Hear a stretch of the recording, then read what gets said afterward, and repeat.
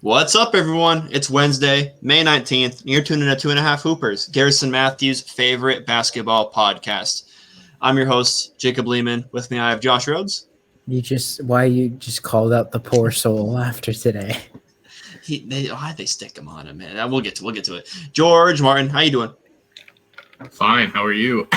You don't sound fine. You don't look fine either with that greasy bandana. I have chem final tomorrow. I'm not feeling good. I don't want to be here. When's your chem final? Finished. Huh? When's your chem final? What time? Like 10. Is that it? 10 your time? Yeah. Is that it? You're done after that? No. I have physiology on Thursday. So your final's in 8 hours. Basically. Hey. Okay, he actually does have to get up pretty early. Thank you for being here, George. You prepared? All right. So whether George passes his final or not, we still got a good game for good podcast for you guys. We're gonna recap last few play-in games. We had Horneys versus the Pacers, and we had the Wizards versus Celtics. Hopefully, you don't know who won, so we can fill you in. Then we got Kwame and all the smoke beef. George will fill you in that during the halftime. And then we got our award ballots. It's award season. We're going to go through all of our predictions. And then next week, we are going to actually do our All-NBA picks, too. So I figure we start with the awards, and then we do our award ballots next week. Remember, if you guys like what you hear, make sure to follow us at THHoopers on Instagram and Twitter. Drop a comment, and it will get answered. And no bots this week. Real comment. Costa Previs. Crispy legend. I think he's playing Froshsoft now as a junior, so I'm proud of him. He's graduating, my guy. But he dropped a comment. How y'all feel about the Jazz's postseason versus either Lakers or the Warriors most likely? I don't see them out of the first round with either Lakers or Golden State for that matter. George, you replied to it in about 2 seconds because one, it is your boy, and two, I assume you're very passionate about this. So I'll let you answer this, and I'm pretty sure I won't disagree. Okay, so if they draw the Lakers, then I could see his point, just because the sheer dominance of LeBron and AD against them, and the questions of Donovan Mitchell being healthy or not. I feel like that's a worst case scenario matchup for them. But if they draw the Warriors, I honestly think it's a pretty quick series. I know I've kind of been the resident hater of the Utah Jazz, but I just feel like there's multiple residents in that household of Utah Jazz hate. I mean, I'm with 2 of them right now. And the group chat with Josh Nowakowski, I'm alone in it, and there's 3 of them. So outside of Steph, they have a lot of inconsistencies, which was kind of the reason their record was as bad as it was this year. I mean, any given night, Steph could drop 45 to 50, and they're still losing by double digits. That's just because they didn't get other guys to show up. That's why I was campaigning for Steph to get more help. But I just feel like the Jazz just have too much more talent. And I feel like they can adjust way better than the Warriors could. So I think it would be a relatively quick series. If Donovan Mitchell isn't fully healthy or is really slow and rusty to come back, I can see it getting drawn out to 6, maybe 7. But I don't see Utah losing to the Warriors in that matchup. So I have Utah probably in 5 against Warriors. I think Steph gets some 1. But this does bring up a good point. Josh, who's more likely or more susceptible to get upset by the Warriors, the Jazz or the Suns?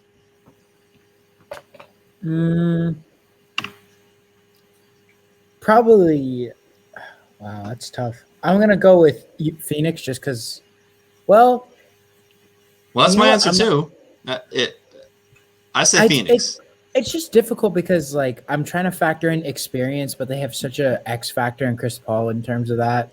And Utah's kind of I think I would probably go Utah just because I think their game relies a little bit more on one aspect of the game rather than kind of Phoenix's all-around performance. Neither of them I think will get upset, but if I had to pick one, I'd probably say Utah's more susceptible. Do Lakers beat both? Yes. I would be confident in that. Are they betting favorites, you think? I don't know. If they're an LA? 8-1 matchup. Right now, they're the favorites. Them and Brooklyn are they? top 2. Yeah. Wow, Vegas got confidence. All right, well, Costa, I hope you got your answer. And then Josh Nowakowski of J Sports, another friend of the show, saying the Jazz line will be at an all-time high if If the Rudy Gobert slander will be at a all-time high if the Jazz lose, even I won't be able to defend that. I'm gonna be very sad, and I'm gonna get yelled at a lot by you two if they go out in the first round. But I don't think they will. Thanks for the support, guys. Keep dropping them. But let's move on. You guys want to start with the fun game, Celtics Wizards, or you guys want to cover Pacers Hornets first? Let's get Pacers Hornets out of the way. Let's get Pacers Hornets out of the way. Okay, well. If you couldn't tell by the way we were dancing around it, if you couldn't tell by him saying, let's get it out of the way, Pacers beat the Horneys 144-117. It was not a good game to watch. With the play-in tournament up in the air, as fans like, do we need 9-10? I don't know why they started with it. Should have done the West first, honestly, because this was not a fun game to watch, unless you're a Pacer fan, obviously. But I believe they won the first quarter 38-26, and they did not look back. Sabonis had a monster 14, 21, and 9, 1 assist away from a triple-double. And that was with LeVert being a late-game scratch because COVID protocol. Brogdon was came down decision and played. I just want to see what you guys saw from this game. I'll be the first one to say I turned this one off in the fourth quarter. I wasn't too confident. Maybe you guys are the same way. We had a few more things. Pacers 8 players, double figures. Miles Bridges only Hornets to shoot even remotely good in the starting lineup, and Pacers win the rebound battle by almost 20. Something Josh said would not be a problem starting PJ Washington at center with Sabonis, but 21 boards. I don't know. Josh, you picked the Hornets. Let me hear you. Oh my gosh. So yeah, the rebounding ended up being an issue, but I think it's just more so because Sabonis. I kind of underestimated how well he places himself in rebounding position. Very phenomenal job there. Pacers won this from the get-go. Hornets never led in this game. Doug McDermott, I think, had all but 3 of his points in the first quarter. He hit like 4 threes in the first 6 minutes. It was wild. O'Shea Brissett also had a really good game. He's been kind of a solid glue guy for them. He's their discount TJ Warren when Warren wasn't going to come back. I wouldn't go that far. I think he's just like a solid role player with a starting position. They're getting pretty arrogant toward the end though. There's just like they're talking all this smack, and I mean they're not even out of the play-in yet, so I don't know too much I feel, but all around Indiana just played a phenomenal game. They played like Miles Bridges said at the end. They played like they wanted to win, and I mean that's kind of the incident that you get with a young team like the Hornets. No Gordon Hayward, obviously that's a big blow to them. More so off and on the court just because they don't have that veteran experience. I think everybody here, beside Rozier, I guess, hasn't really played too much playoff time because they got drafted to the Charlotte Hornets. So, they did what they could, but overall they just didn't look like they wanted to be there, and that's kind of the determinant for that one. So yeah, correction. First quarter, Indiana 40, and Charlotte 24 in the first quarter. George. Yeah, they shot them. Charlotte shot themselves out of the game. I mean, Rozier was 0 for 9, and they shot overall 30% from the field. They just looked like, a team with major inexperience, especially with the key vets that were out. And honestly, how the Pacers played kind of encapsulates, the reason of the play-in. It's kind of just one game, one and done, especially the 9-10. And they were increasingly hot from 3 from the field, 50% before the end of the third quarter. Because I looked at it before the fourth. I'm like, the stats are probably going to drop a little bit. So, they got really hot for one game, and that's the beauty of this play-in. Yeah, so did Biombo go down did he go down with an injury? I think he went to the bathroom and he just didn't play again. He only played 3 minutes. Did he go down with an injury? Probably. Oh, you went to the bathroom too. That's good. I guess we'll move on to what did you guys take from the Melo Ball in this game? Do you think it was just a bad game, or maybe the bright lights? I honestly don't think he's fully healthy, and I don't want to be like the injury guru here, but no, I don't think we can judge him for like the bright lights thing. I mean, he kind of got thrown back into the mix a little bit too quickly, and I think his peak of this season shouldn't be. He's played the last 10 games, I think.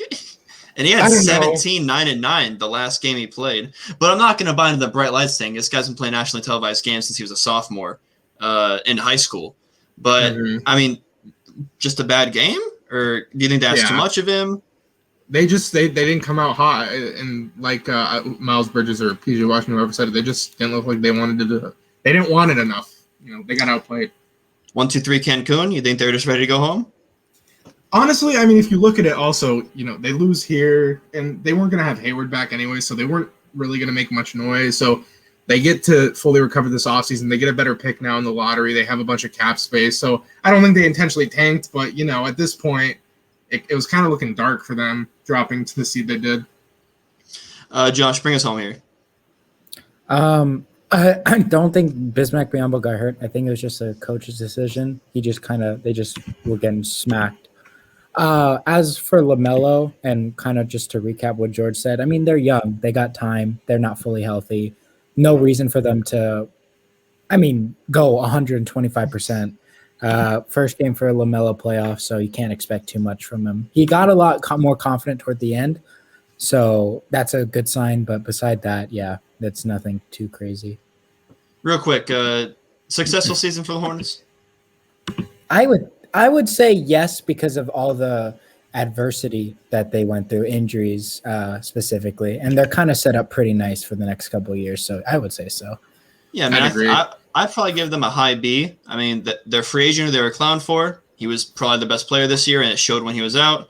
They got the best rookie in the draft when they were told he was overrated. And then guys like Terry Rozier and Devontae Graham had bounce back years. So I would give it a pretty high grade. Getting down to what we thought would be the fun one, and was the funner of the two matches, but still a blowout. Celtics beat the Wizards 118-100, making me and George look silly. And by I mean Jason Deuce Tatum. That's not his middle name. That's his kid's name. I just want to say Deuce. Tatum dropped a 50-burger, and it looked effortless. It looked easy. They had no answer for him. Boston won the second half by 20. And Kemba had 29 on 24 shots. You don't have to put in the inefficient numbers, but he had 29. He looked pretty solid. Washington, 3 for 21 from 3. Celtics, 15 for 45. I think that 3 for 21 might have something to do with Russell Westbrook not playing his best ball, but I'm sure Josh will break that down for me when I go to him in a second.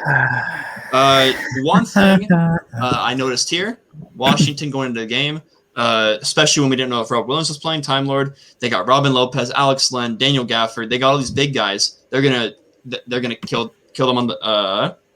If Celtics want to play slow, they're gonna bully him in the paint. How the Wizards are. And if Celtics want to go play fast, you're playing fast with Russell Westbrook. You're gonna win that way. But Celtics played the exact pace they wanted to, and Washington wasn't able to take advantage of their size. Rebound battle was tied. Big ups Tristan Thompson. So I'm so sure Josh will get to that. He had 12 and 12. Celtics took 12 more free throws, connected on 27. So Josh, what'd you see here? If you want to break down Russ, or if you want to give some kudos to you picking the Celtics. Mm-hmm. No, I don't want to give kudos to me picking the Celtics. But just crazy. Like, we already talked about the fact that Jason Tatum was going to go off either this game or I said 45. One of them. And he hit 50. And the first half of the game was very slow. Like you said, they utilized driving a lot. Bradley Beal was getting whatever he wanted. Russell Westbrook thought he was the superhero of the universe when he got one putback dunk, and that was the beginning of the end for the Washington Wizards in this game. And I guess this is kind of my big harp on Westbrook. Like, he had this phenomenal season. He broke the triple-double all-time record. Phenomenal. Comes playoff time, can't even win against a team without their second-best player. Kemba Walker outplayed him. Kemba Walker hasn't scored more than 25 points in I don't know how long. He had 29 today. No, he's been hooping. Don't disrespect Kemba Walker. They held him to inefficient shooting. He's been shooting over 50 the past 2 weeks. Kemba's been hooping. No, he is not. They keep dropping. They keep dropping games. Listen. I'm sure Nowakowski will correct me if I'm wrong, but he can't. Just the second half was just a completely different story. They came out and they looked soulless. Like, the Boston Celtics went on a huge run. Scott Brooks kept calling timeout to try and get them back in the game, and every time out, they just came back better. And they just didn't look back again. But Bradley Beal hurt, so that's kind of he did admit that his hamstring wasn't going to be at 100. So, I mean, overall, both these teams had an opportunity to win the game, but Boston just took advantage with the Jason Tatum 50. Nobody could guard him, and then that's the threat of the Boston Celtics sometimes. Yeah, I don't think Tatum's hamstring was at I don't think Beal's hamstring was at 50. And that's not me defending me picking the Wizards, because I knew it wouldn't be like that. But he didn't look good.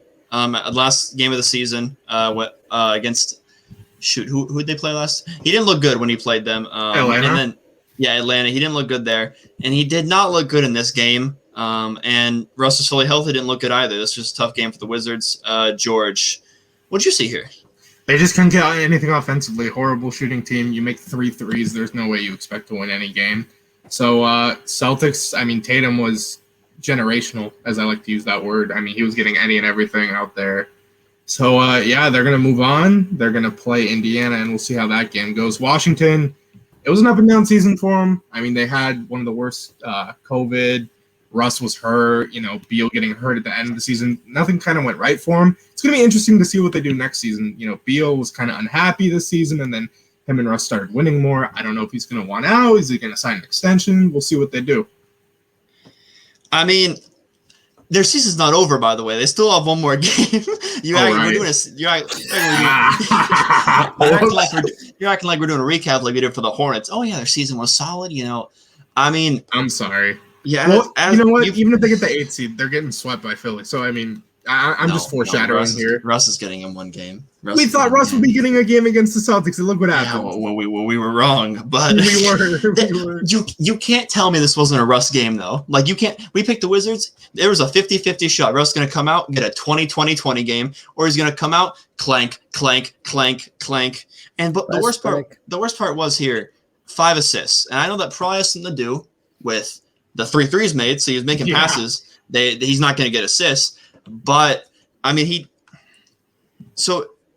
Bertans did you guys struggled? Bertans. Did you guys see Russ kind of like put his head down and just start like getting frustrated and trying to play hero ball? 100%. And do you support that decision? I know Josh doesn't, so I'll stick with George. Do you support this? He did what you do in Park. he tries to pass. And then he gives up. Let's look. I mean, what he usually does in the regular season, he'll get boards, he'll come down, he'll try and get guys involved. But if that's not working for him, which it wasn't today because no one was making a shot, I'm not against it because he was kind of like, okay, someone has to get going here. Let me try to do it. Because, again, Bertans, Beal was struggling because he was hurt. No one was getting anything. He kind of had to be like, F it. We need to try something quick. And then have a bunch of turnovers. And listen, his co-star wasn't healthy. Davis Bertans wasn't doing anything on a 5-year, $80 million contract. He had to take it into his hands. Yeah, but clearly that didn't work, bozo. It wasn't going to work either way.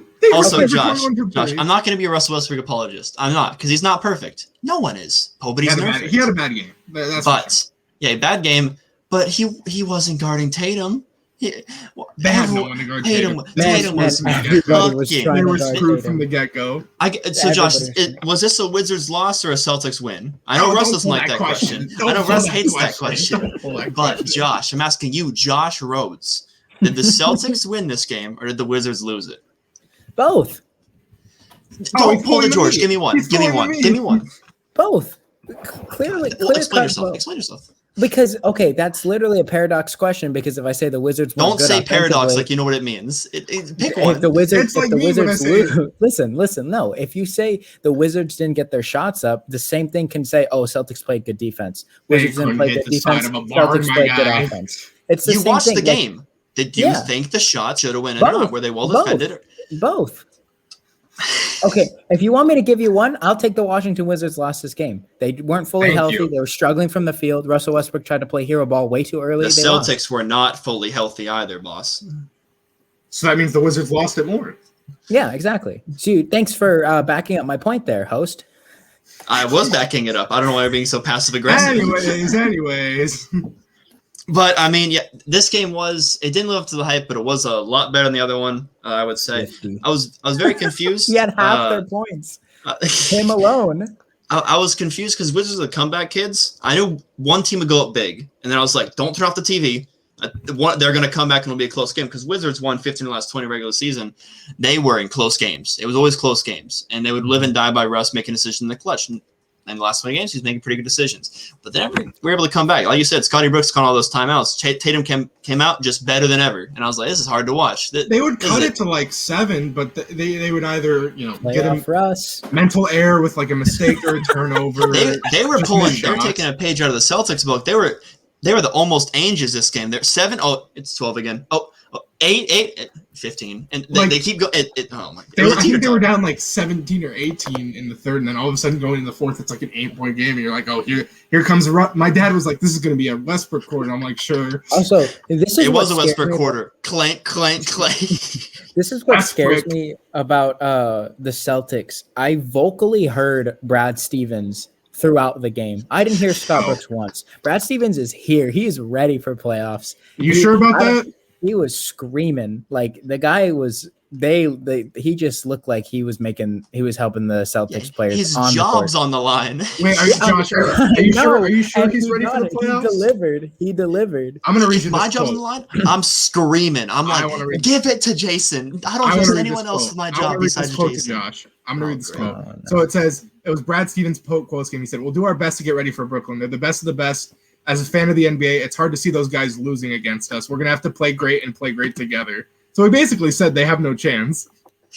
What would you say? You would lie out your ass? You'd go, you know what? Tatum's going to drop 60 every game. George, You this gotta be is realistic 100 sometimes. people. You can't go, oh, no, we lost. You can't say that before you even start game one. That's what I do. George was that Laker fan That's when they what I asked, do. they asked Lonzo's rookie year, they're like, what are your goals for the season? He's like, make the playoffs. George's like, this is LA. It's championship or bust. I'm like, we suck. We suck, George. You got to be realistic sometimes. I'm sure. It's not. He's not sending a message to the players, George. He's not like, you know what? He's not going on there. All right, guys. So we're only going to get one game. Let's make it game one. Come on, guys. He's not doing that. But yeah, Brad Stevens, good coach. Scotty Brooks. I don't know if he wants to coach. They honestly pair up with Brooklyn a little bit better just because Robert Williams cannot guard Joel Embiid, and the Nets don't really have an interior force. So honestly, I think they got as much as talented as the Nets are. I think they got the better. Well, buddy, would you Nets at rather for a Nets matchup? Would you rather? Who do you think has the team has a better chance of winning when they zig instead of zag and they play a big man like the Sixers and the Bucks will, or when you play the Nets brand of basketball and you play Robert Williams at the 5 and Blake Griffin's at the 5, and now you're playing how they want you to play and they're playing Nets basketball. That's true. I mean, I guess that's a fair point. Tristan Thompson. Do not play the Nets was style out against rebounding them. everybody today. If you play That's what Tristan Thompson was. I was like, man, I can't wait till Thompson doesn't come through because Josh was like, because I was listening to a podcast while I was cleaning Baskin Robbins ice cream tubs, and I was like, I remember I was cleaning tubs, and Josh said, great signing for Tristan Thompson. He sucked this year. I'm gonna make him hear it. 12-12 against a team that I thought that would bully them on the boards. So I gotta get kudos there. Before we get to halftime, all I'm going to say is you do not play the Nets brand of basketball. You make them play out of their style, or else they'll beat you every single time. I'm going to be clear. No one can beat the Nets besides maybe 2 or 3 teams in this league. So I don't know why we're trying to sound smart here. I'm You just got saying. X's and O's. Well, no, because you can't play their brand of basketball. No, but listen, like when they played the Clippers, a few months ago, and I think the Big Three was healthy, they tried out shooting them, like jump shooting at the end of the game. You're not going to beat them at that. The Clippers try to outshoot everybody, right? That's like, true, I guess. That's not like a. But they have guys like didn't Kawhi game PG plan. that could have, drove inside. Ty Lue didn't draw the tried little to beat stick him. And figure also, shooting. are you right? screaming at the TV? Come on, Ty Lue, put in Zubox. Come on, Zick instead of Zag. Come on, guys. Don't play Serge Ibaka at the 5. That's what the Nets want you to do. I don't. Anyways. What do you mean? Anyways, it's your segment now. Halftime, buddy. Half of the show. Half Hooper. He'll be half asleep during his chem final tomorrow. I can guarantee that. George, take me through it.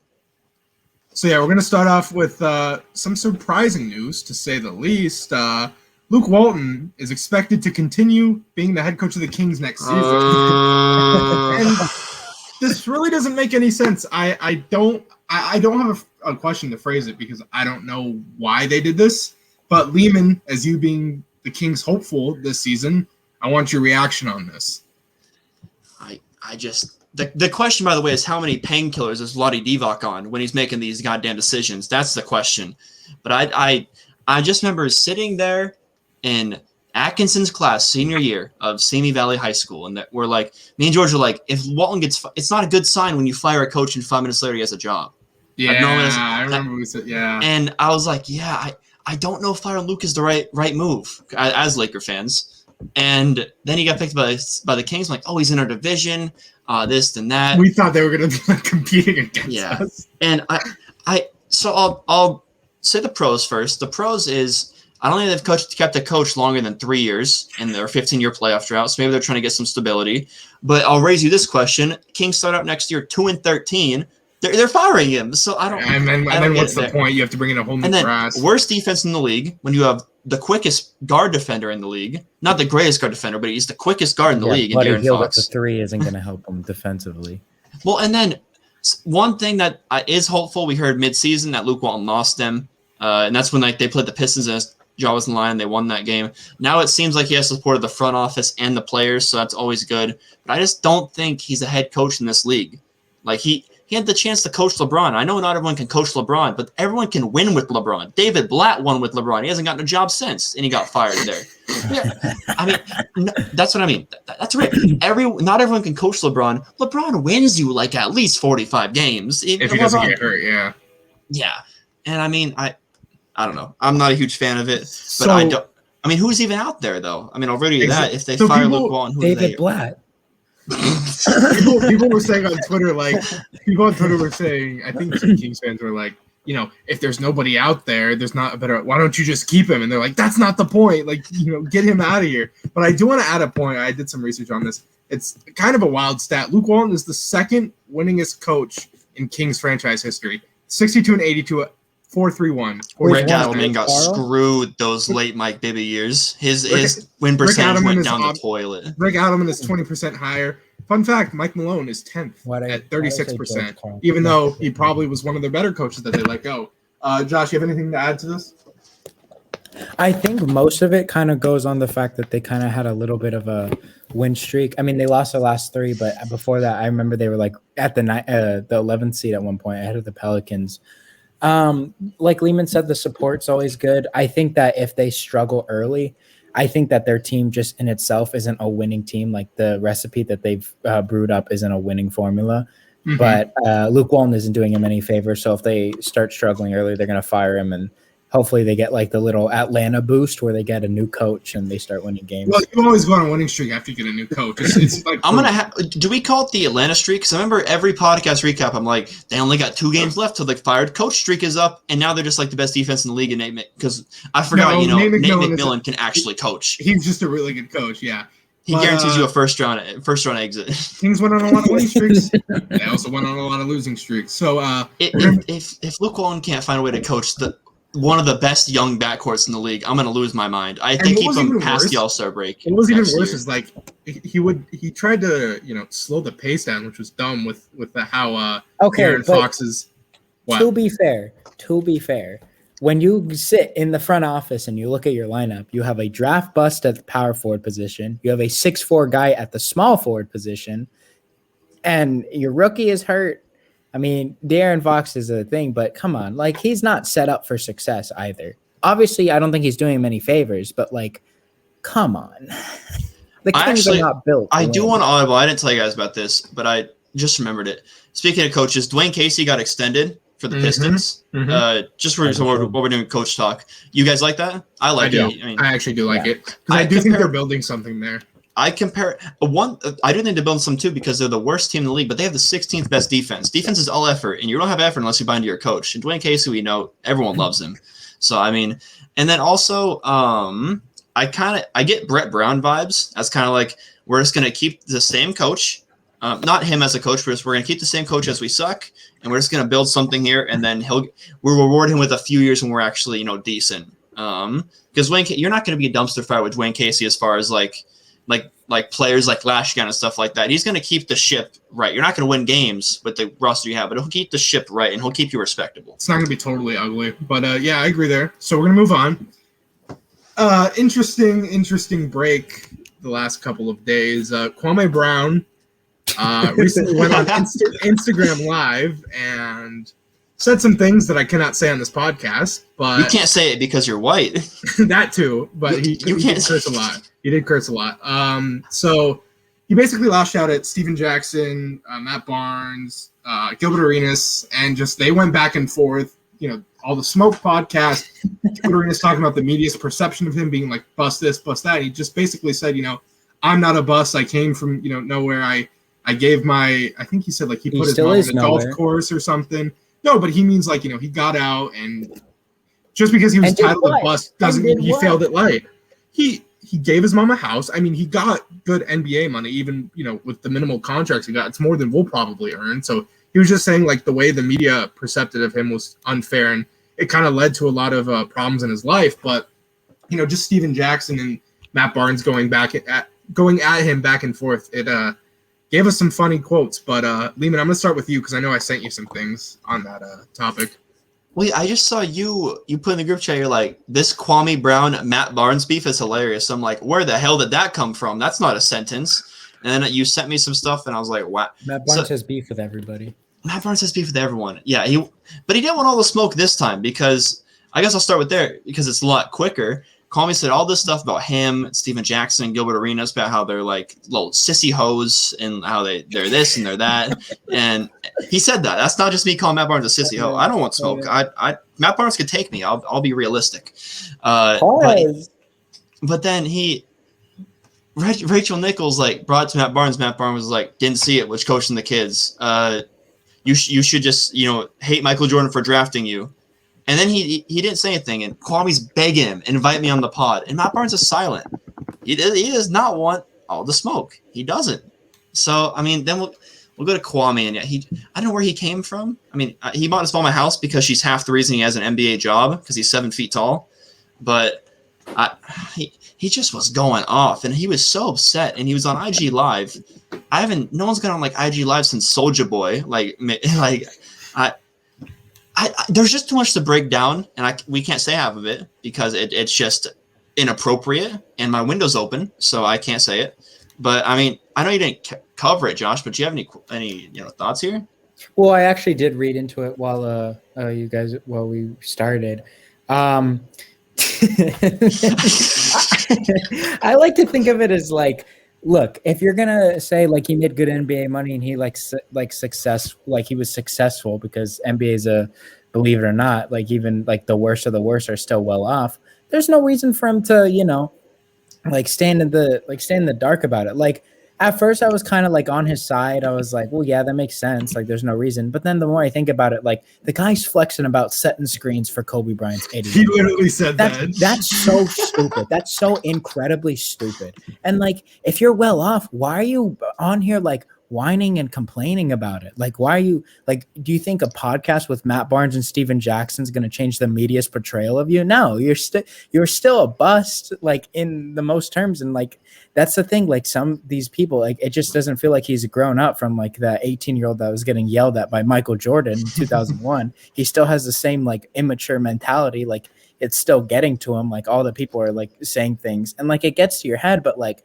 at the same time, you got to look at what you've accomplished. So I don't know if he's just like angry or like he's just like a little bit insecure. But I mean, I've never seen a 7-footer have a little man complex. It's the weirdest thing to watch. Yeah, he's sitting there in his chair. He's like, I was syndrome. setting screens for Kobe Bryant. I was number one pick, and he's like ass. He's garbage at It kind of basketball. sounds like Utah Jazz Twitter describing Rudy Gobert. Oh, look at the screens he's setting. Yeah. Okay. Yeah. But look at the same time. All right. at the same time, Steven Jackson, Matt Barnes aren't doing any favors, especially because they're like making fun of him, and then afterward they're like, "Oh, I didn't mean anything by it." Exactly. Like, come on, man. Yeah. Like, that's messed up. Because their whole personality is like, yeah, we're like tough guys and stuff. Like it's called all the smoke, and then they we'll held let that them on the podcast.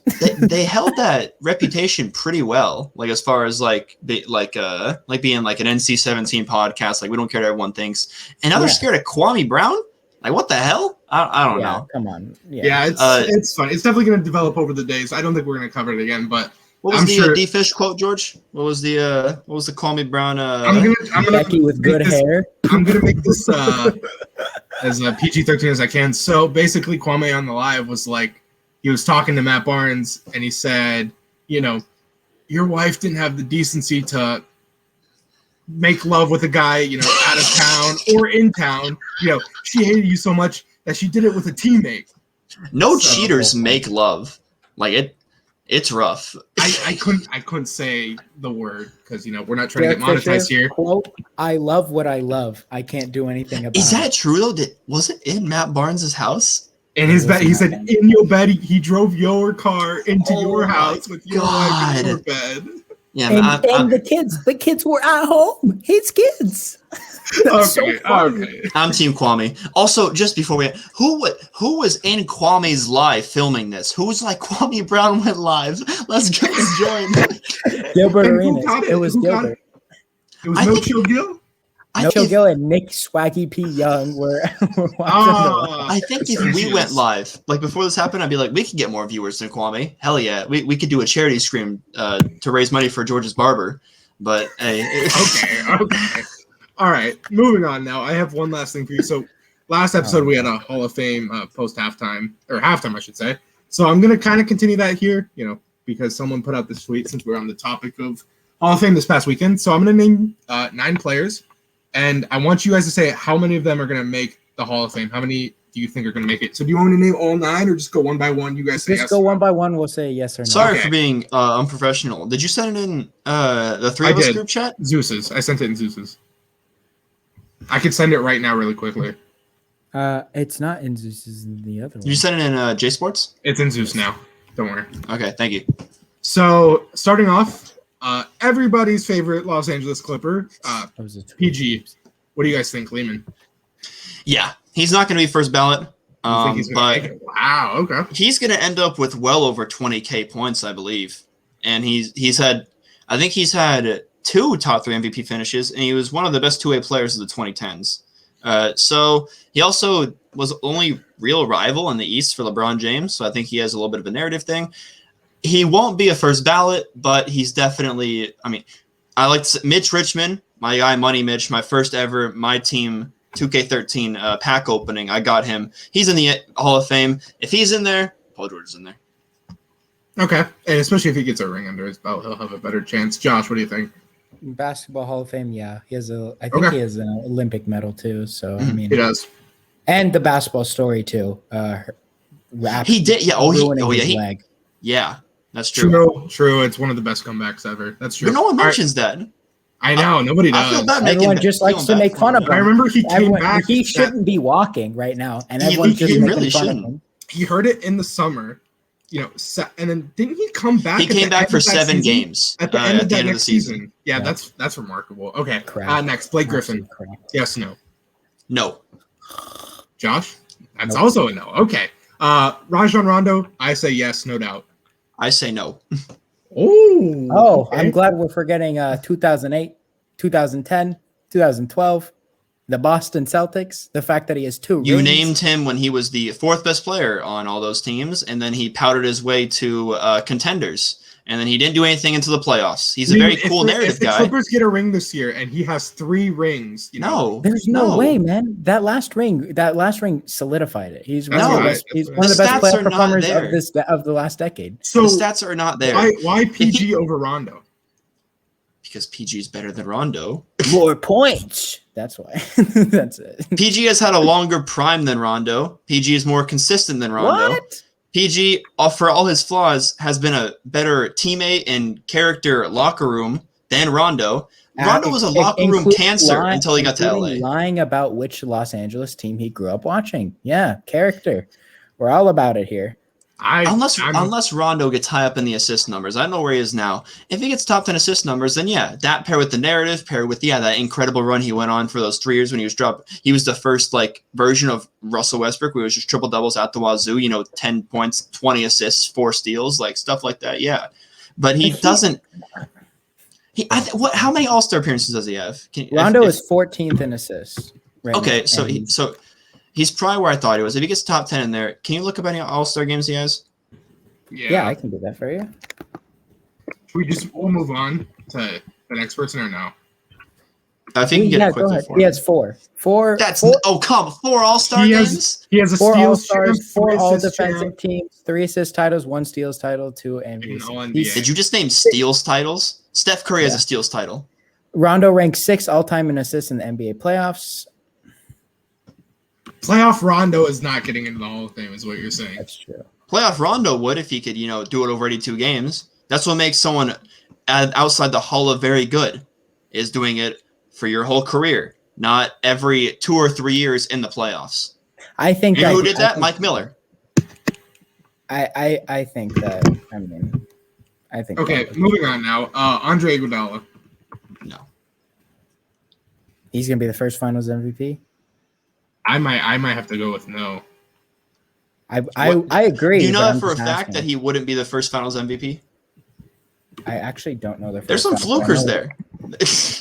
He was not the first Mickey Mouse Finals MVP. No, I mean like Hall of Fame. Yeah, that wouldn't make. Oh, there's three. Cedric Maxwell, who's I think dead. Celtics. Chauncey Billups, who will probably end up We'll making get it. in there, yeah. And then Andre Iguodala. Iggy's one of my favorite players of all time, but when I was looking at some they do not match up. He's kind of like a Drew Holiday, and they played together in the younger days. Where like you think Drew Holiday has so many more like accomplishments than he does, but no, he's just a really good player. Yeah, you're the one All-Star. Yeah. Yeah. Iggy, one of my favorite players of all time, but his All best right, this next one. Gold medal too. He has gold medal. Yeah, he was on that 12 he team. does. Yeah. Next one. I have him being first ballot. Dwight Howard. Yeah, Dwight Howard's first ballot. Okay. He's the most obvious person on this list right here. Definitely. All right. Draymond Green. Yes. I have yes too. Josh? Yeah, but I'm confused as to why he was such a blatant, quick, obvious yes, and Rondo was a no. Because he's one of the best small ball centers ever. Award, and he's one of the best small ball centers ever. But like Steph his changed the stats game. aren't there career-wise. Steph changed the game. Draymond changed the way players play defense in the league. He was a 6'6" center. He was the reason the Warriors were able to play small ball. He had like 3 years of prime Draymond Green. Okay. But you're complaining Rondo had a short prime? I would say he's still in his prime. I'll say it now. He's in my top 3 depoy voting. He's still there. They have a top 5 defense this year, and that's only because of him. Like nobody. And you know what Draymond did last year? Rondo does that every year, where he takes the regular season off. So. Okay. Thicky boy Kyle Lowry. Hall of very, very good. I would have to. Yeah, he's close, but I would agree. Okay. He's not on here. Is Jimmy in the same category as Kyle Lowry? Oh yeah. We're like very good like intangibles guy, very good run, very big impact. Like, but yeah, okay. Him and Kyle Lowry are very similar. All right, let's pair the next two together: Klay Thompson and Kevin Love. These ones are tough. I do want to say Klay, yes. Go ahead. Go ahead. I don't have an explanation, so you. It's just because before we get into it, Basketball Reference is kind of like the hedge. They have Rondo at a 60% chance to make the Hall of Fame and Draymond Green at a 30%. Just want to say. I don't care about Basketball Reference. But continue. But anyways, facts don't care about your feelings. Facts do not care about your feelings, George. Go ahead. Okay, well, Klay, second best shooter of all time. He'll be second in almost every single 3-point statistic to only Steph Curry. And I think he has a lot of those, like, he'll probably end up with, he might hit 20K. He might. I don't know for sure what he's at right now, but he still has a few good years left in him, and he could probably be shooting in the corner until he's 44 years old. So, I think his career is not, his ink isn't dry yet. Right now, he wouldn't make it, but he's also made a few all-defensive teams, too, to pair with the All-Star games. So I'm probably going to go yes and then no. So I agree with you, everything you said. Kevin Love, I feel like, if he was Minnesota Kevin Love his whole career, like, yeah. I'm going to let Josh answer for me because I can't decide on Kevin Love, so I'm going to take Josh's stance. I think if he was Minnesota Kevin Love his whole career, he gets in, but I don't know. He was good, with them when he got to Cleveland, but just like after he just continually fell off, and I don't know if those after years are gonna help him or hurt him. So Josh, what you have to say? Well, hold on. I'll do this. He was basically Chris Bosh. If Kevin Love retired when LeBron left. Okay. That's interesting. Love's got 2 gold medals. He's got one of the greatest rebounding point runs that we've seen since Wilt Chamberlain. He's the 3rd best player in the historic 3-1 comeback. He's got the depressing thing going for him. Like Chris Bosh had the blood clot. The world's big on the mental issues. So it's a pity Hall of Fame now? it's not a Mickey Mouse pity Hall of Fame, but I'm just saying Mickey it works in Hall of Fame bracket? it works in his favor. Klay Thompson, 11. He's 5 points away from 12K right now.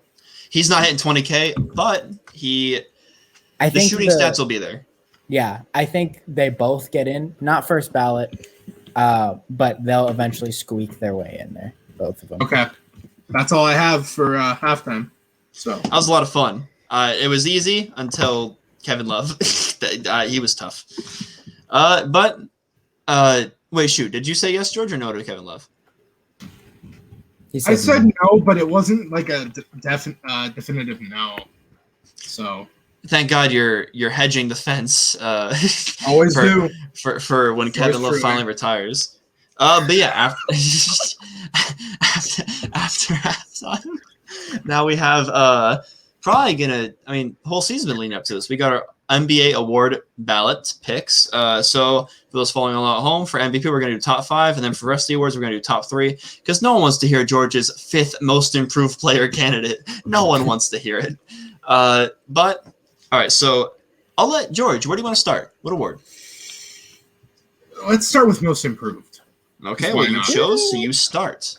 Okay, so my runaway candidate, in my opinion, Julius Randle. Second, I have Jeremy Grant of the Pistons. He improved his efficiency and his volume. He kind of bet on himself, and he was really good for them this year, posting career highs in basically every stat. And then third, Christian Wood. The thing is, though, he did miss a lot of the season with that ankle injury, so I could get if you guys don't have him in there. I just felt like his impact when he first got there, especially like right after Harden left, was pretty good. I mean, they were posting like a top 5 defense, and then he got hurt, and the season was a wash. So let's hear it. He improved his MVP case when he was out because it is Kevin. They did not win. They did not win without him. Okay, so Josh, is your top 2 Randle and Jeremy Grant? Nope. Oh. Is your number 2 MPJ? It is MPJ. MPJ is my 3. That's funny. That was my preseason pick, fair. MPJ. Because the thing was, I had Randle, Grant, MPJ, that straight order. But then I thought about it, and as much as I like Jeremy Grant, he doesn't have a story beside that he bet on himself, and he just got higher volume on a worse team. Is MPJ's story that MPJ's story is not even a JPEG. It lasts 2 months. He was not your before Jamal Murray went down. Was MPJ even in your top 10 most improved players? I mean, I think he was George and I's pick. He was our pick. Okay, yeah, but yeah, thank God he was your pick. But when the season started and he was chucking up those bricks before Murray got hurt, was he in your top 10? Top 10 most improved? Probably not. No, because he wasn't getting the minutes. But they thrust him in the starting position, like full time. They weren't messing around. He was getting minutes, just not touches. Continue. They lost Jamal Murray. And, I mean, he just has a better story. Obviously, it only lasted 2 months, but Paul George's MVP top 3 only lasted 2 months, and he got top 3. Same situation. I mean, George, where do you fall on this? Jeremy Grant's just too I love Jeremy Grant. Jeremy Grant posted +7 in almost every single statistic. Yeah, but it's like a forgettable. It's like that's right, Jeremy Grant. Because the Pistons suck and you're a casual. I'm not okay. Listen, he basically he improved every single he improved his efficiency too, which I felt was very, very key because of course he had the volume, but was the efficiency going to follow? And it did. And listen, I also picked MPJ. But you're kind of a prisoner of the moment here. Like, you have to remember, first half of the season for him was bad. Like, he wasn't doing well at all. All of the Pistons season, bad. If MPJ is above Jeremy Grant, your most improved, Anthony Edwards better be your rookie of the year. Because he is. Oh, okay. So prisoner of the moment. Recency bias guy here. Recency bias, yeah. I mean. It's just because LaMelo Ball missed games. So you have Steph, like, top 3 then, right? Do you want me to just go through all? Wait, why does that? Steph was cooking from game 1, George. I don't know what. Yeah, but he really didn't get like the big MVP praise until this last month or so. Let's go to rookie. Well, because you're a casual as well. I've also You're about to agree with me. Me and Danny Stiff have been on the Steph MVP. I had to keep supporting him because no one else will give Steph the time of day until it's 4 months ago. But didn't you have Luka ahead of Steph going into the season? Guys. Luka was your pick. Guys, can we just my MVP pick? Can we just move on? Rookie of the year. Okay, rookie of the year. Okay. I'll go first because I'm sure me and George have the same list. Melo, Edwards, Halliburton. Yes. All right, so that's the correct list. We can move on now. Josh, I'm sure you can concur Why are you that so that's the right upset? list. I've never seen the host mentally break down like You this. can before. concur that's your list, right? It's Melo, Edwards, Halliburton. Can I just state that LaMelo Ball missed games and Anthony Edwards went on a tear during that? Well, I gave you the LaMelo. floor. Okay. Why are you asking a question? Okay. I gave you the floor. Okay. All right. Let's go. Let's move on. I get Josh's reason. Let's move on. No, explain. Edwards over Melo. He said because games missed. George, shut up. Josh, Edwards over Melo. Why? Everyone is so angry today. George is angry at himself. I don't know why he's telling you to move on. I want to hear why Edwards over Melo. Is it just the games? Because LaMelo missed games and Anthony Edwards took advantage of that time. That's just basically it, I think. All right. Simple enough. I mean, but LaMelo put up great stats and LaMelo had a great year, but it just hurts him. Melo, second in scoring to Ant, first in assists, second in rebounds, first in steals. And he was a lot more efficient than Ant, 44% to 40% from the field, and then 35% from three to 33% from Ant Edwards. Anthony Edwards might as well have missed the first half of the season. Dude was stinking it up. I mean, so Melo came back. Luckily, he didn't miss a beat, contrary to what George said, because George said they brought him back too fast, but he was cooking the last 10 games of the season. He had sucked in the play-in. But, I mean, I think if you're going to hold the games, and I'm a big – all five MVP candidates only missed a maximum of 10 games. So I put a lot into the games. But Melo came back late and missed a beat. I didn't see bad games from Melo, and was shooting 1 from 8 from 3 until about March. Okay, so, Melo had some bad games. Don't just say. Okay, yeah, he's a rookie. Yeah, he had some bad games. He had some 1 for 8 games too. The Ant Edwards was. That's his role. That was his role is to miss threes. No, when he came into the game, when he came into Minnesota, it was like a shot chucking like type thing. It was the ultimate green light. No Cat, no D-Lo. Malik Beasley was shooting women. Like, I mean, he was shooting women. he had the gun pointed, but like Anthony Edwards had the greenest of lights, and it took him a while, but he finally took advantage of it. And the best part is he finally also learned how to gel with his other teammates. Like that was also a big concern. Chemistry is part of the rookie of the year candidacy. I mean, it's nice to see Cat smile at Anthony Edwards' really funny jokes because we're all big Cat guys here. LaMelo has the stats, but I just think that the missed games hurts him a bit too much, and that's the voters are going to go toward Anthony Edwards. I mean, I can respect that. LaMelo, wouldn't be mad. I'm not saying I'd be mad, but it might not be fair, but I consider Ant Edwards bad almost whole half of the first season. To LaMelo's, I believe he missed a total of 20 games, which is a lot in a 72-game season. I just kind of call it a wash, and then who do I think had the better year? I mean, if you're just watching it, who had a better rookie year, Melo or Edwards? And if you say Edwards, I can respect that. If I'm just watching it, Melo, because look at the record. Okay, so I mean, I guess I see where you're going there. Edwards, I mean, George, you got any problems with that? And Edwards did play every game, which in a season like this is. Did he play every game?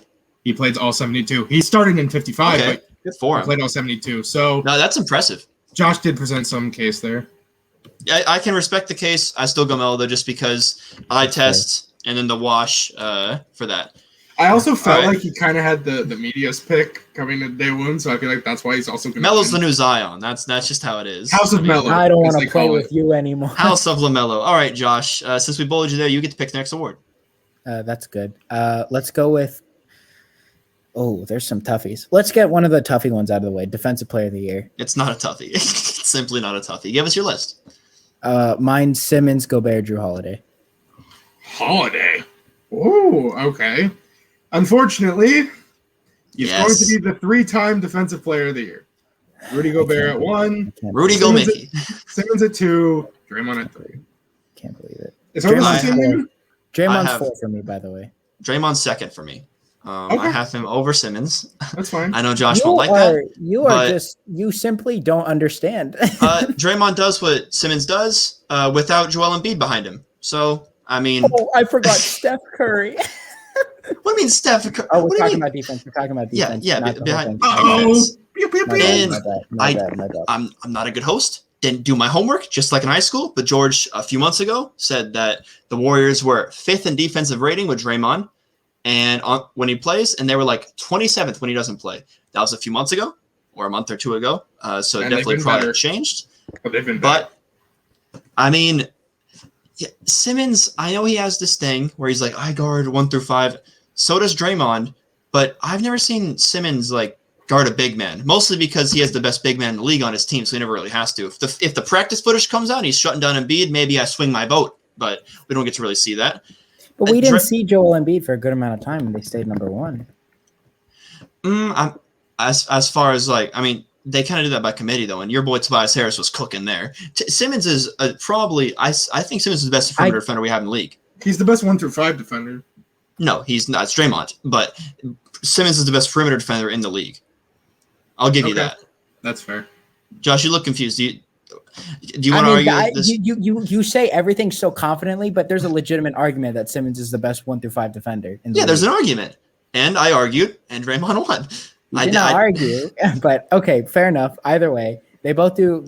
They both have the similar stats. Draymond Green has a pretty good defensive rating. I just think that you do bring up a good point because the Sixers are loaded. I read a thing that there's like 100 players that have more than 100 steals and 70 blocks in a game. Only one of them has done it in under 20 minutes. Matisse Thybulle, the absolute. You could make a case that the Sixers have the 2 best perimeter defenders in the league. Like, because Simmons is one, and then Thybulle, you could definitely make a case that he's 2. They shut down homies on the perimeter. Like they simply, yeah. But I mean, do you have Drew or Thybulle? I think I have Drew because I also think that the Bucks were kind of the fact that it was evident because go ahead and group this with you have Drew 3rd, right? Yes. So explain that.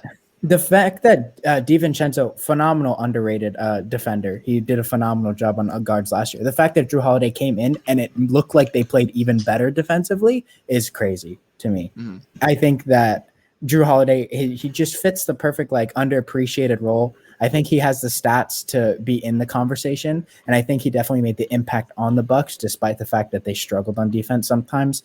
I think he's like the sole outlier for their struggles. Like he's their Mr. Consistent on defense.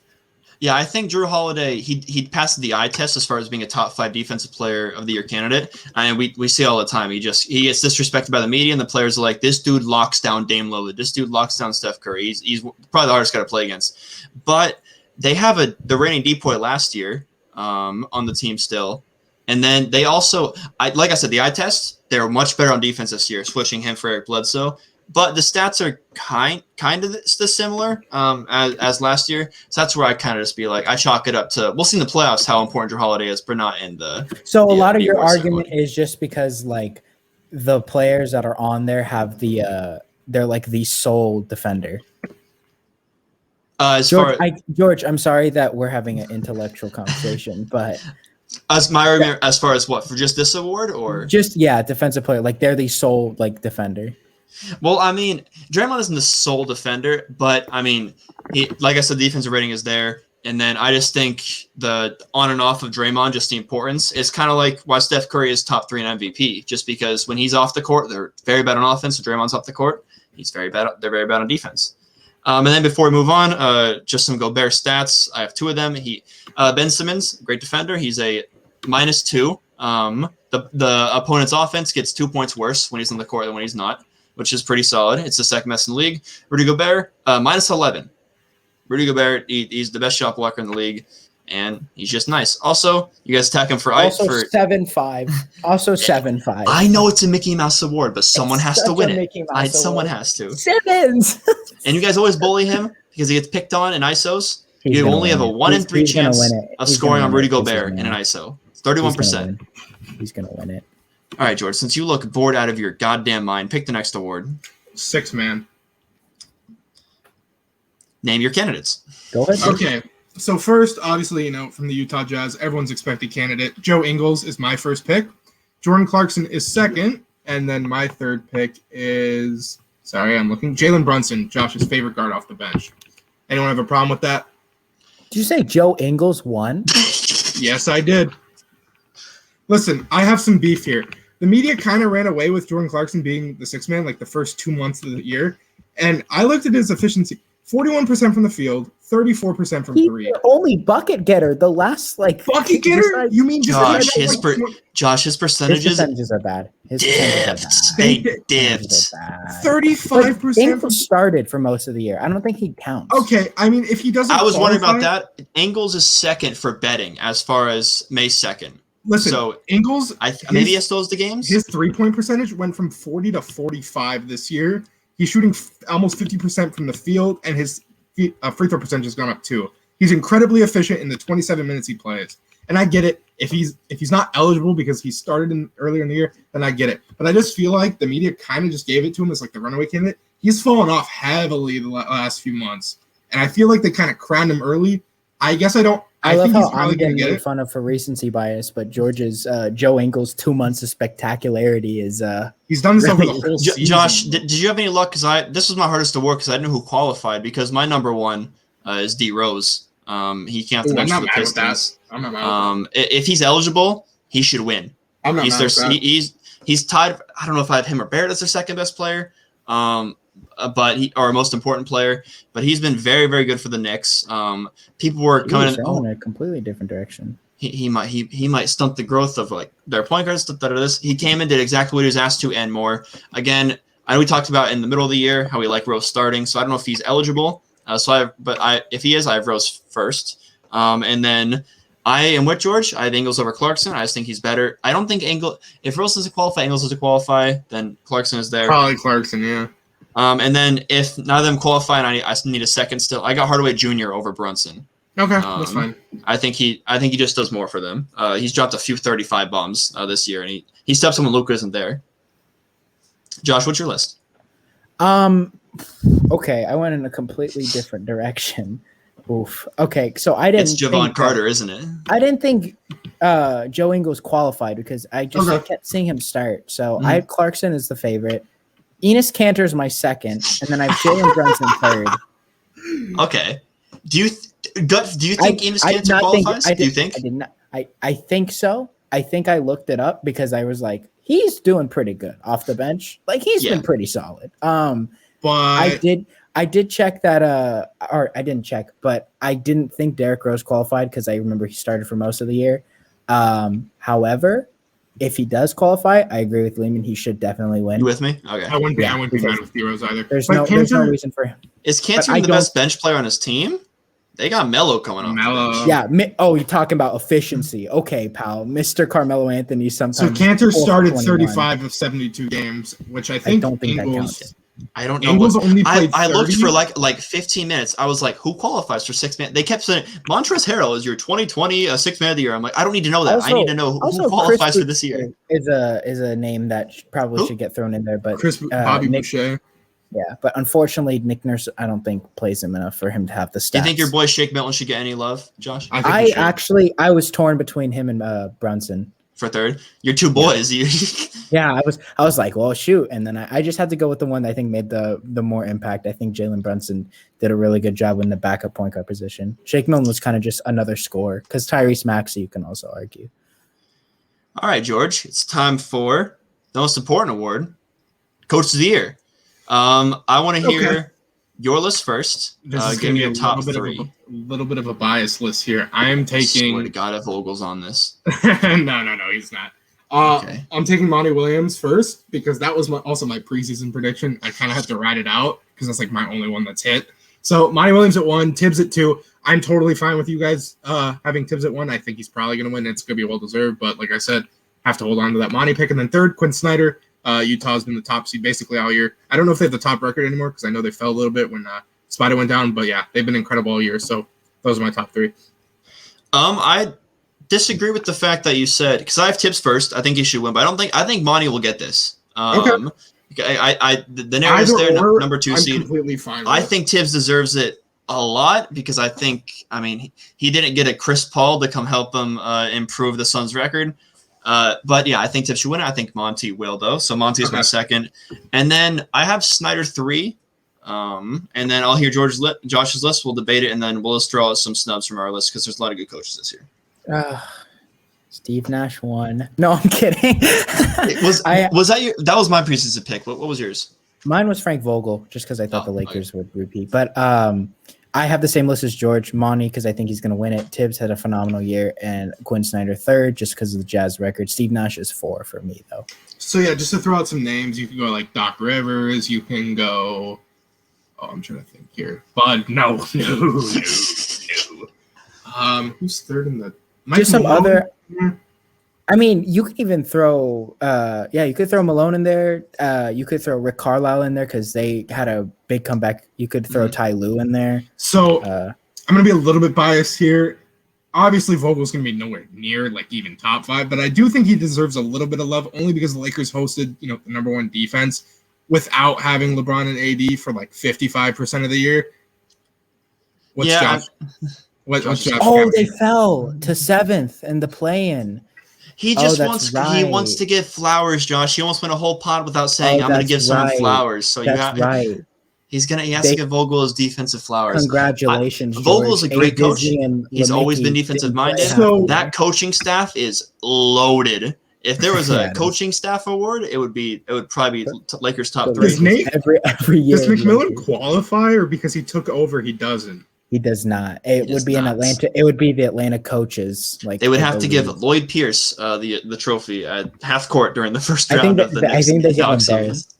Yeah, they have to give him to both. All right. It's like the Houston when they win the title, when Hakeem wins MVP, gets to Otis Thorpe. That'd be Lloyd Pierce holding it. Nick McMillan's like they're smiling. That's how I kind of think. It's kind of like when Dwayne Casey got it, but then got fired and accepted it in Detroit. Ooh, that's rough. I didn't know he had to accept it in Detroit. Okay. One you're all waiting for, and by y'all, I mean Jay Gardhouse, Danny Stiff, Josh Nowakowski, MVP. So we get top 5 here. Who wants to go first? I'll Josh, go first. You haven't gone first in a while. I feel like you guys have a kind of set list, and I'm kind of thrown in the dark because I've been taking a lot of different sides most of the year. So I'm gonna give 6 just because. Oh, thank God! It wasn't enough. And I'll explain why. And I'll explain why I'll give 6. So 1 is Jokic. I don't think that should be really a debate. 2 for me is Curry. 3 is Giannis. As much as I hate it, I'm torn, but I think he'll get top 3. 4 is Embiid, just because of the missed games. 5 is Dame, and 6 is Harden, also because of the missed games. We have George. Similar lists. Okay. Our top 3. Actually, I think our top 4 is the same. I have Jokic, Steph, Gianni, Embiid, and then Harden and Dame. We just flip 5 and 6. Yeah, that's crazy. Okay, all right, Lehman, what you got? I got Jokic 1. I've been teasing. Giannis is number 1. I did the thorough research necessary that a host needs to do. He just doesn't hold a candle to Jokic. I didn't know Jokic played every single game. He did not miss a game, bro. He did not miss a game. But yeah, I have Jokic 1, Giannis 2, slightly edging Steph. Pause. Because of the defense, and then Steph Curry 3, Luka 4. Because I think Luka did everything we expected him to. 28, 8 boards, 9 assists. Only missed 6 games, and he got the 5 seed when it was all said and done. I think I know he was fighting at 5 through 7. He got the 5 seed, the highest seed for the Mavericks since 2011. And George, he was your pick. What seed did you expect him to get? I had Dallas being top 3. Yeah, okay. I was fully on the Dallas and Luka train. Okay. It was Denver, Dallas, Clippers, I think, for George and I at the beginning. Let me look. Yeah, I think Luka put up great. I mean, the stats are comparable to Jokic. When you he just had that horrible. Yeah, the first like 2 months was bad. I mean, they were like I get it because I can't say too much because half of my awards have guys that are like, okay, Michael Porter Jr. improved in the middle of this. I'm still torn about this. Yikes. He literally improved in the middle of the season. Come on, like what? He was sucked and then he was really good. But anyways, my whole thing was like the bad thing, but for MVP, I feel like you have to be good from start to end to really have a shot for it. And I think that Luka had a tough start, but it was about a month and a half. The season was five months. He had a hell of a 3.5 month stretch, and I feel like that's enough. And it wouldn't be enough if he had a tough start and then he missed games too, and then last month and a half, 2 months, he went on a tear. No, and Porzingis either. Exactly. When he was healthy and when he was not healthy. He just wasn't there. Yeah, I think they're better without Porzingis, but hey, potato. And then number 5, haven't heard him yet. I'm pushing Julius Randle, number 5. I love it. 24 points, 10 boards, 6 assists, missed 1 game, and Knicks go 41-31, get the 4 seed. Absolutely love it. And Probably I should think have put him in mine. I don't get a vote. I'm part of the media, but I don't get a vote. But he would be my top 5, and you got to let some of that New York bias into it, just because he plays. Does Stephen A get a vote? Stephen A does. He has to get a vote. He gets paid $12 million a year. You think they don't give him a vote? Julius Randle is getting a Chris Broussard gets a vote, but Stephen A. Smith doesn't. Nonsense. Yeah, I have Randle 5. I like it. I wanted to put Randle in my top 5, and I was like, yeah, let's do it for to spark some debate, and I actually believe it. I looked at the stats. He should be top 5.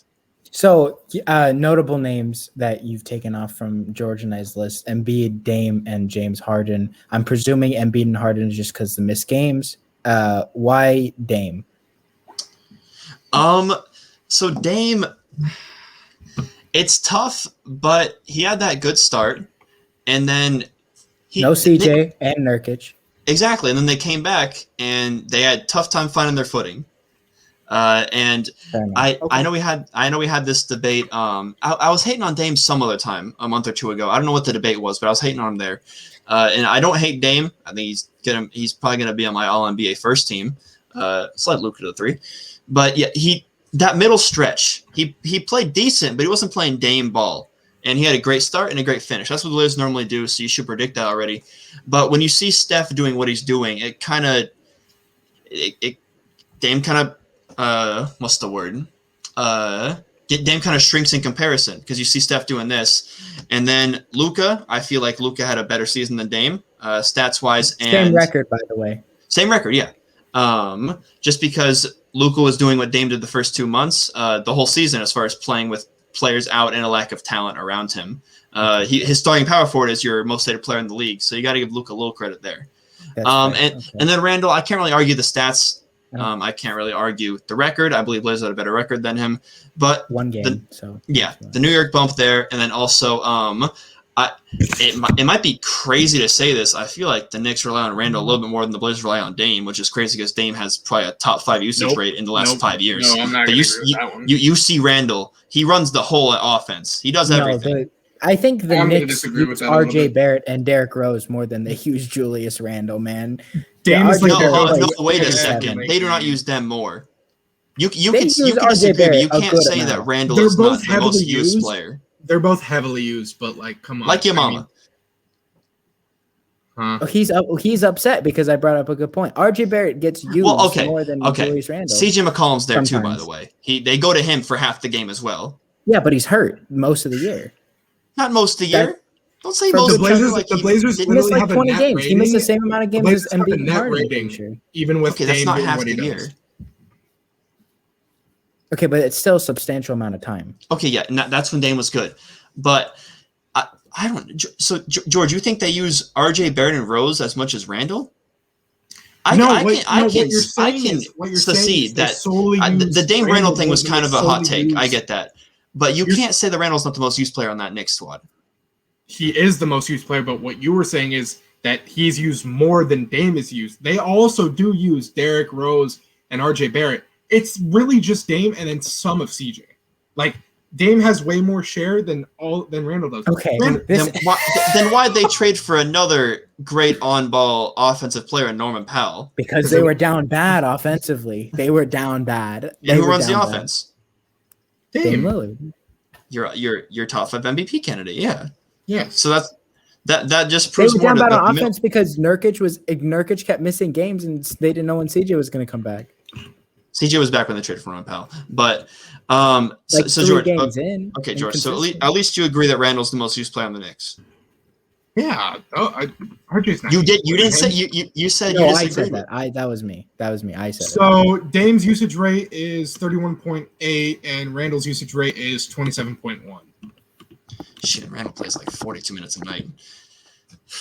It's not far off. I envisioned it being close. It's within 4%, but I just thought Dame gets more of the wealth than Randle does. Well, I'll be a little impartially, 4%'s a pretty big gap when we're talking usage rate. I'm pretty sure. Oh, Yeah, I don't know because how they RJ work, I'm Barrett's sorry. is 23, so him and Randall are that's Let's look at CJ's. marks. CJ's is probably like closer to 28, I would say. 20. Oh, wait. Why did they show his rookie season? Well, Look up his usage rate. Consider me beaten in this debate, and then we're going to look forward to the Wizards and Pacers game. 27.6 usage rate this season. Thank you, Josh. So him and Randall have the same usage rate, and he's on Dame's squad. It's only Dame and CJ, man. That's You said it was a little bit of CJ. Now you're saying 50-50? I don't know, man. I don't know. You got me. Seems like a Mickey Mouse debate in my opinion. You got me. Yeah, I mean, a little bit of a hot take there, but I think they rely on Randall a lot. And then Wrong take. hot takes are normally wrong takes. Just look at George's Twitter. But yeah, so we're gonna look forward to that. We're gonna look forward to Pacers Wizards. Josh, so no one got their predictions completely right. No, 1-for-1. You did predict it. You were like, one of these teams isn't going to win. I'm agreeing with George too much. So I went one. Me and George went 1-for-2. You went 1-for-2. You took the Hornets.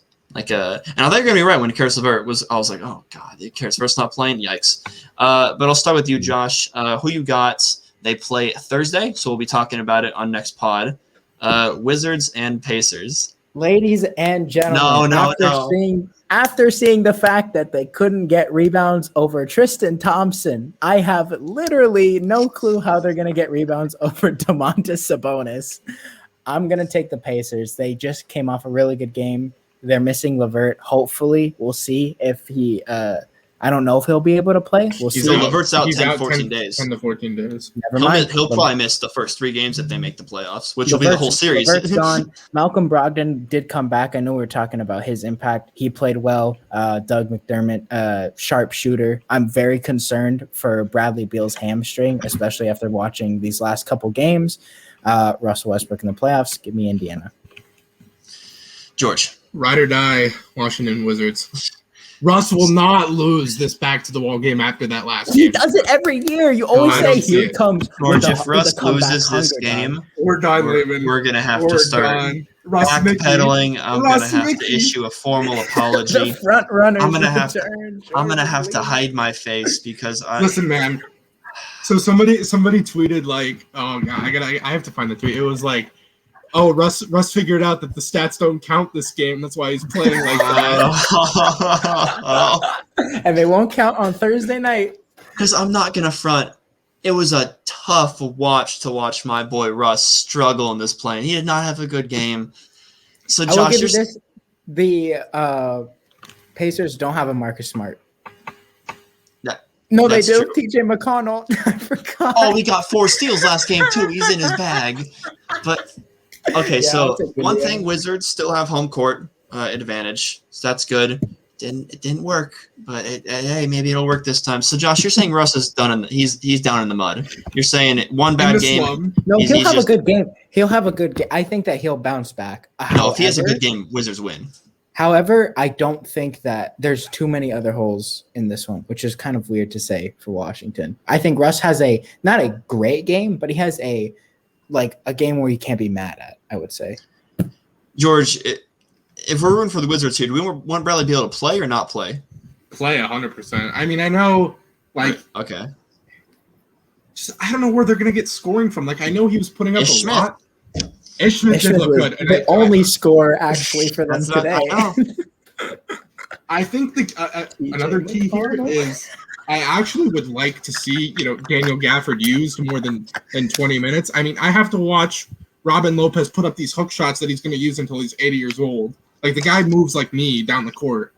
But Wizards fans criticize Scott Brooks for his rotations, and I see why. There's no reason that Daniel Gafford should not be starting. But I think, he's going to have, 2 days rest? Oh, that's nothing. Ugh. I think he'll be fine. I would rather have him in. I'd rather have him in. Okay. Yeah, I have to pick. It's me picking between. I dreaded this. I was very upset. I was like, it won't happen, though, because Wizards are going to win. I got to pick between the Pacers, who I've been rooting for all year. And I got to pick between my man crush, Russell Westbrook. He replaced DeMar DeRozan after DeMar DeRozan got boring. But by the way, I'm on the Pacers bandwagon next year when they're healthy. Sheesh. Yeah, you need permission to join from me and Josh Nowakowski, by the way. You can't just hop on it. I know you will. You'll give it to me. Well, yeah, I don't know who gave you your Vikings fandom back after you hopped off the fan train. Simply never hopped off. I was a free agent the whole time. I simply like their quarterback more than George does. This is upsetting. Give us your I'm a Justin Jefferson stan. Let me hit the gritty right now, Goofy. Do it. Yeah. Yeah, hit it. All right, yeah. So predictions stay the same for the West plan. You got Lakers over Warriors, and you have Grizzlies over Spurs. Lakers by 20. Oh no, they're gonna lose. Oh no, Lord Mickey jinxed it. All right. So you're picking Washington? I'm taking Washington. Yeah. She is very gorgeous to me. I think this is the threshold. Russ shoots over 50%, they win. If he doesn't, it's up in the air. It's up in the air. Next year, then we'll see him next year. No, he ain't shooting over 50%. It doesn't mean they lose if he doesn't shoot 50. Fun fact: I did my stats final on Russell Westbrook's shooting impact because everybody was talking about his triple doubles. I was like, if he shoots over 45%, do they win games? Fun fact: of the 24 games they played in the playoffs after Kevin Durant, only 7 of them has he shot over 45%, and only 7 of them have they won. So wait, there's 7. They won 7 out of 24 games, and every game they won, he shot over 45%. No, there were 2 outliers where he didn't shoot and they won, and then he shot. There was a few where he shot over it and then they lost. But most of the games that he shot under 45%, they lost, and most of the games he shot over, they won. Mickey Mouse inverse norm. I see. It doesn't prove really anything. Stop, baby. Oh my god, it's 122. It's 322 for George. Everyone wish him luck on your stats class. Everyone wish him luck on his chem final. I have a 90 in the class. I need to keep the A, or else I'm getting. Buddy, I'm sorry. You have a 90 exactly? Let me check my grades. No. Okay, that's good. We're gonna call it here. Wait. I'm finally the chemist. Don't go on. I have a. Thank you guys for listening to the THHoopers. 90.94. So you got a 91. Okay. So you'll be fine. But yeah, we're going to call it here. Thanks for listening, guys. Longest pod to date when we had 2 whopping games to cover, and both of them sucked. So that just shows I don't know what it shows. It shows we're not worth the listen to keep it a buck with you. But yeah, follow us on Twitter and Instagram at THHoopers. You watch it on YouTube. Say what's up in the comments. Hit subscribe. I'm done here. George is done here. Josh is done here. Thanks for being OG, guys. Take care.